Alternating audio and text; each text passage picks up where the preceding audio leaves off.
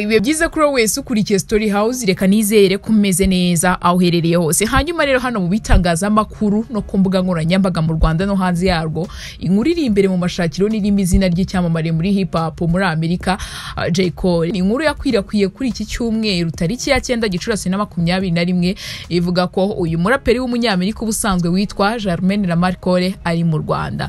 Mu bintu bikomeye ubundi byamuzanye birimo kuba azitabira imikino y'irushanwa rya Basketball Africa Reggae Bari 2020 ryari gusorezwa mu Rwanda mu mwaka ushize, ariko rikimurwa rikaba rizaba hagati ya tariki 16 n'itariki ya 30 Gicurasi 2021 muri Kigali Arena. Azaba ari umwe mu bakinnyi ba Patriot Basketball Club yo mu Rwanda, biteganyijwe kazakina imikino hagati y'3 n'5. Ubu ngubu inkuru iri ahantu hose, inkuru abantu bari kuvuga, inkuru iri gucicikana cyane, bese inkuru navuga kiri hitano mu Rwanda nuko J Cole ari mu Rwanda, ndetse kubimenya ko abantu bamwe byari bitangaje kumvagara hari, ndetse bamwe bavuze yuko ngo byamanjije gucecekwa nibimenyekane, biza kumenyekana nko ku cyumweru, byamenyekanye nko ku cyumweru, gutyo nibwo abantu benshi babimenye cyane, bamwe bakagira batize guki mutambwiye kazaza. Rero nyine ni inkuru iri kuvugwa cyane. Ubundi J Cole afite imyaka 36, yatangiye kumenyekana mu muziki mwaka wa 2007, yamenyekanye cyane mu ndirimbo nka Right Please, For Your Ears Only, Lost One, Crooked Smile yafatanyije na Teriki, Before I'm Gone n'izindi. Yamamaye mu mwaka 2007 ubwo yashyiraga hanze mixtape yise The Come Up mu ntangiriro za 2007. Nyuma yakoze izindi zirimo The Warm Up yakoze 2009 na Friday Night Light yo muri 2010. Nk'abandi bahanzi benshi, J Cole ubwo yinjiraga mu muziki nawe yashatse izina azajya akoresha mu kazi ke ka gihanzi. Yabanje kwitwa Brother, gusa ntabwo ryamaze kabiri kuko yahise arihindura agashaka irindi. Ahinduye izina yiyise Therapist, ariko naryo ntabwo yari maranye igihe kuko yaje kwisanga hari abamwita The Therapist, nabwo yumva nibivamo ararihindura kugeza yise J Cole, abikomoye ku mine y'amazina ye asanganwe. Ubusanzwe ni umuririmbyi, umwanditsi w'indirimbo, akaba n'utunganya indirimbo. Abarirwa umutungo wa miliyoni 60 z'amadolari. Uyu muhanzi akaba afite abana abagera kuri 2. N'umugabo wa Melissa barushinze mu ibanga mu mpera za 2015, biza kumenyekana mu mwaka wa 2016. Yaje mu Rwanda habura iminsi mike ngo asohora album nshya ya 6 izajya hanze kuwa 14 Gicurasi yise Off Season. Iyi album izabanzirizwa na filime mbarankuru yivugaho yayise Applying Pressure. The Off Season yagiye hanze kuri uyu wa mbere tariki ya 10 Gicurasi 2021 saa 9 z'umugoroba. Ikorwa ryayo ryayobowe na The Scott Razor. Story House rero yagukusanyirije ibintu bitandukanye bitangaje kuri uyu muhanzi buri wese yakwifuza kumumenyaho, ndetse niba nawe ari bw'umumenye ukahita umenya ko mu Rwanda haje icyamamare. Ubundi album yiwe yo muri 2018 yaciye agahigo, ndetse kugeza n'uyu munsi abantu benshi babimwibukiraho. J Cole yaciye agahigo biturutse kuri album yise Kadi yasohotse muri 2018. Iyi album ye ya 5 yayoboye urutonde rwa Billboard 200, ndetse indirimbo 6 ziriho zari ku rutonde rw'indirimbo 20 ziyoboye kuri Billboard Hot 100. Icyo gihe isakuraho agahigo kari gafitwe na Beatles. The Beatles itsinda riririmba rock ryamaranye akagahiga imyaka 54 kuva muri Mata mu 1934 kugeza mu mwaka wa 2018. Akagahigo mu mwaka wa 2018 yagakuweho na Post Malone nyuma y'igihe gito abikesheje album ya kabiri yise Beerbong Betrays, yabaye iya mbere muri album 200 kuri Billboard, ndetse ikaba iyacuranzwe cyane ku mbuga zitandukanye. Nawe yagize indirimbo ziri muri 20 ziza imbere kuri urubuga muri Billboard Hot 100, aho yari afitemo 9. Nanone kandi ikindi wamenya kuri J Cole gitangaje ni producer. Usibye kuba akunze kuba mu bakoze indirimbo nyinshi ze, J Cole anatunganyiriza benshi indirimbo. Amaze gukorana n'abahanzi barimo Kendrick Lamar, Janet Jackson n'abandi. Yakoze kuri album z'abandi bahanzi nka Young Chris kuyo yise The Network 2, DJ Khaled kuyitwa Victory, za Kendrick Lamar zirimo Section 18 na Good Kid, Mad City, ya Janet Jackson yitwa Unbreakable ya Young Thug yise So Much Funny n'izindi nyinshi. Capital Stra yigeze kwandika igaragaza ko Jay Polly yatangiye kwiga gutunganya indirimbo abifashijwemo na mama we wamuguriye imashini yo mu bwoko bwa Roland TR 808 yifashishwa mu kuvuza ingoma. Jay Polly yigeze kuvuga ati yari ihenze yaguraga nk'amadolari 1600 cyangwa amadolari 1700. Nyuma y'ibyo buri kimwe cyarahindutse, buri munsi namaragaho nagendaga nuguka byinshi byimbitse. Nakoze indirimbo yanjye ya mbere nyifashishije ubwo nari mfite imyaka 15. Nyuma yo kuba umuraperi amaze kubaka izina gutunganya indirimbo, wabaye umwe mu mwuga wa J Cole.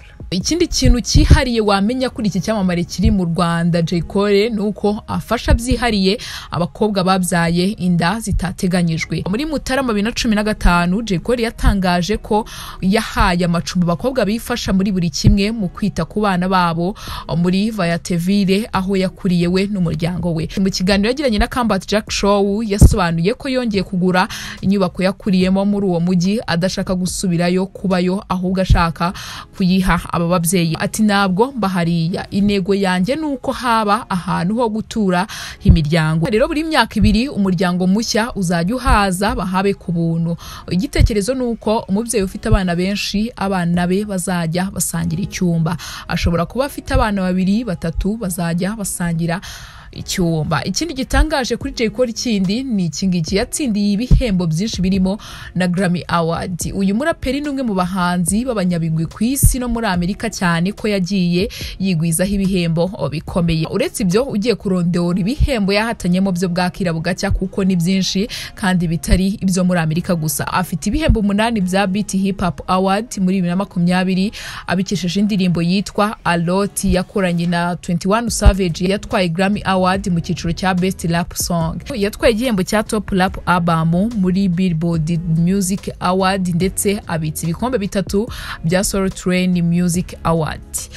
Ikindi gitangaje kuri uyu munyabigwi w'umunyamerika uri hano mu Rwanda ubu ngubu nuko yavukiye mu kigo cya gisirikare mu Budage. J Cole yavukiye mu kigo cya gisirikare cy'abanyamerika giherereye i Frankfurt mu Budage kwa 28 Mutarama mu mwaka 1985. Se n'umunyamerika ufite inkomoko muri Afrika wabaye mu gisirikare cy'Amerika. Nyina Kay ni umunyamerika ufite inkomoko mu Burayi yabaye umukozi mu kigo cya United States Postal Service. Se wa J Cole yataye umuryango we. Ubwo uyu muraperi wabaye icyamamare magingaya ubwo yari afite amezi 8, nyina yabimukanye we na mukuru we witwa Zach muri Leta Zunze Ubumwe za Amerika muri Fayetteville mu majyaruguru ya Carolina ari naho yavukiye. Ikindi kintu wamenya kuri uyu munyabiguri hano mu Rwanda none J Cole kutishyura igitabo cyo muri bibliothèque ku ishuri yizemo byatumye diplome ifatirwa imyaka igera ku 8 yose. J Cole yasoje amashuri yisumbuye afite igiteranyo cy'amanota 4.2 ari no mu banyeshuri bafite amanota meza. Nyuma yakomereje amasomo ya kaminuza muri St John's. Uyu musore wigaga mu bijyanye na computer science yaje kubivamo atangira kwiga itumanaho n'ubucuruzi. Yasoje kaminuza ari mu banyeshuri bafite amanota meza cyane ko yari afite igiteranyo cy'amanota 3.8 ariko ntabwo nyuma yo gusoza ishuri yahawe impamyabumenyi ye ahubwo yayihawe mu gitaramo cya 2015. Icyo gihe avuga ko yari abereyemo amafaranga isomero ry'ishuri yigagamo ari naryo ryatumye impamyabumenyi ye ifatirwa. Ikindi gitangaje ndetse ukwiye kumenya kuri uyu munyabiguri hano mu Rwanda ari kwitegura kugerageza gukina muri NBA. Uyu mugabo n'umwe mu bakinnyi beza ba basketball. Yari umwe mu bakinnyi bakomeye muri uyu mukino ubwo yigaga muri St John's University. Gusa yageze aho abivamo yita cyane ku muziki kuko ari wo yiyumvamo kurusha ibindi. Akenshi akunze kwerekana ubuhanga bwe muri basketball akigaragaza ngo muri NBA All Star Celebrity Game n'ahandi. Muri 2020 umuraperi mugenzi we Master P yatangaje ko J Cole we ubwe yamwibwiriye ko ari mu myitozo izamufasha kuba yakina muri NBA. Ikindi gitangaje ukwiye kumenya kuri J Cole nuko yigeze kujya mu mitsi na Diddy muri 2013 byatangajwe ko J Cole yafatanye mu mashati na P Diddy muri after party y'ibirori bya MTV Video Music Award. Bivugwa ko icyo gihe byatangiye Diddy ashyamirana na Kendrick Lamar, ngo Diddy yashatse kumena inzoga kuri Lamar, uyu muraperi aritambuka maze J Cole na P Diddy batangira kujya mu mitsi.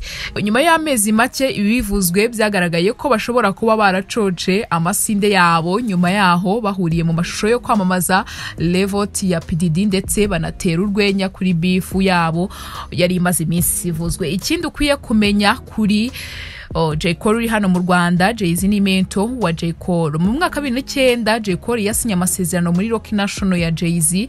Icyo gihe yavuze ko uyu muraperi mugenzi we uzwiho ubuhanga mu kwandika indirimbo yamusinyishije nyuma y'igihe kinini amuba hafi amufasha. Mu kiganiro Live with Steve Labe, J Cole yigeze kuvuga ko yagiye yigira byinshi kuri Jay-Z mbere yuko bakorana, ndetse hari utuntu tumwe tujyanye nuko uyu muraperi yitwara ku rubyiniro yamwigiyeho ubwo yagiraga amahirwe yo gukorana ibitaramo nawe. Ati Jay-Z yari mento wanjye na mbere yuko nsinya muri Rock Nation. Ubu ugomba kwiga no gufata utuntu ku muntu udasanzwe. Kuba narasinyanye nawe ni umugisha kuko yanyunguraga inama. Ikindi gitangaje ukwiye kumenya kuri J Cole hano mu Rwanda ubu ngubu muri 2020, J Cole yashyize hanze ubwoko bw'inkweto yakoze afatanyije na Puma. Muri Gashyantare 2020 J Cole yatangaje ko yagiranye ubufatanye na Puma ndetse bakaba baragombaga kujya banakorana ari nka ambassadeur ushinzwe kwamamaza ibikorwa. J Cole yasinye aya masezerano agomba kugira uruhare mu ikorwa